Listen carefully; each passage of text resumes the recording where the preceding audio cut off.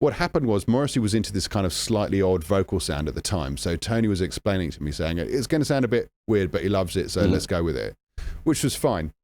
And then that happened. And then 3 months later, or thereabouts, I'm working with Mark, brand new session with this New York DJ that I hadn't heard with, and Amy, who I'd done a session a few years ago doing swear word replacement for some singles off Frank. So I knew her, and I didn't know him, but we did a couple of recording sessions, a bit of bass with Stuart Zender, Zender.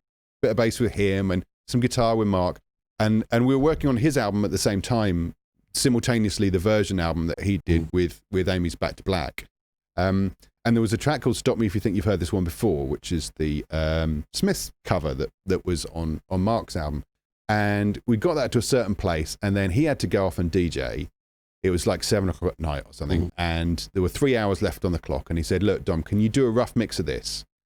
We've got to send it to Morrissey for his approval. Like, I think there was a publishing thing where they didn't have to have his approval, but Mark didn't want it if he didn't have Morrissey's approval, because he loved Morrissey and his Smiths and stuff. So he said, we need to get Morrissey's approval, so if you can do a rough mix of it. By the way, Morrissey's never approved a cover before, so good luck. No pressure.